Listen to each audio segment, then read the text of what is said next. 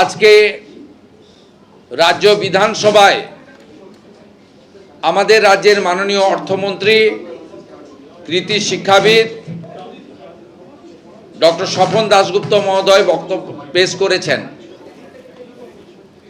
আমার সাথে ডক্টর স্বপন দাশগুপ্ত আছেন এবং অর্থ দপ্তরের রাষ্ট্রমন্ত্রী, শিক্ষক, উত্তরবঙ্গের মুখ আনন্দময় বর্মন রয়েছেন। আপনাদের কাছে এই বাজেটে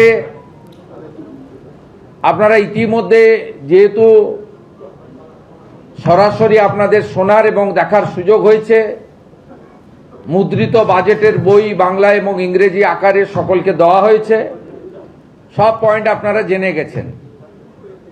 এই বাজেটে 5টি শক্তিকে সামনে রেখেই বাজেটের মূল দিক নির্দিষ্ট করা হয়েছে। আপনাদেরকে এই 5টা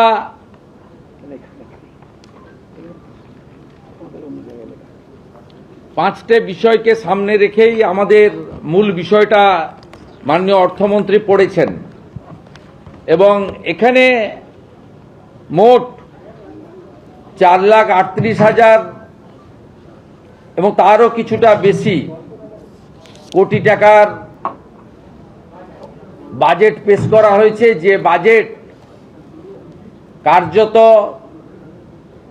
আমাদের আয় ব্যয়ের মধ্যে এবং প্রয়োজনীয়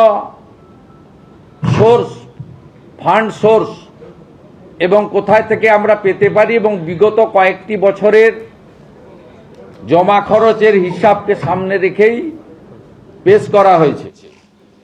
এক্ষেত্রে এক কথায় যদি বলা যায়, এবারের বাজেটে যে 5টি শক্তির কথা বলা হয়েছে, সেবা শক্তি, শিল্প শক্তি, জ্ঞান শক্তি সহ, এই বাজেটে পশ্চিমবঙ্গের ঐতিহ্য, সংস্কৃতি, হারিয়ে যাওয়া পশ্চিমবঙ্গের গরিমা এবং সময়ের ডাক অর্থাৎ প্রয়োজনের যে প্রাসঙ্গিকতা, তাকে অগ্রাধিকার দেওয়া হয়েছে। আমি বাজেট বই না পড়েই মোটামুটি আপনাদের কাছে একটা আউটলাইন বলছি, কারণ প্রায় 90 মিনিটের বক্তব্য ইতিমধ্যে সমস্ত চ্যানেলে এবং সোশ্যাল মিডিয়া প্ল্যাটফর্মে প্রত্যেকে জেনে ফেলেছেন। আমাদের এই বাজেটে অগ্রাধিকারের জায়গায় আছে পশ্চিমবঙ্গের সুরক্ষা, নাগরিকদের মর্যাদা, ভয়মুক্ত পরিবেশ এবং আমাদের যে সংস্কৃতির পুনরুত্থান, সাথে কর্মসংস্থান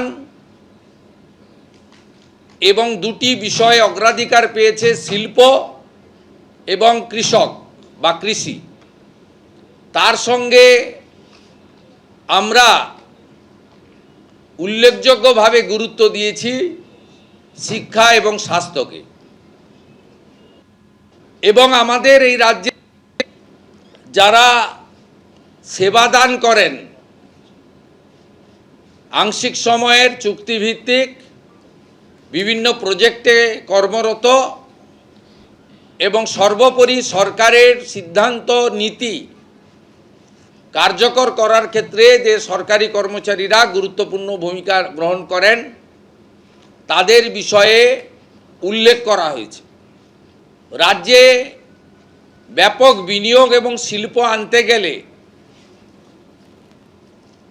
আইন শৃঙ্খলাকে সুদৃঢ় করা, তোলাবাজি, কাটমানি, সিন্ডিকেট, চাঁদাবাজি বন্ধ করা, সিঙ্গেল উইন্ডো সিস্টেমের মধ্য দিয়ে শিল্প এবং ব্যবসার উপযোগী পরিবেশ তৈরি করা এবং সড়ক, সেতু, রেলপথ, বিমানবন্দর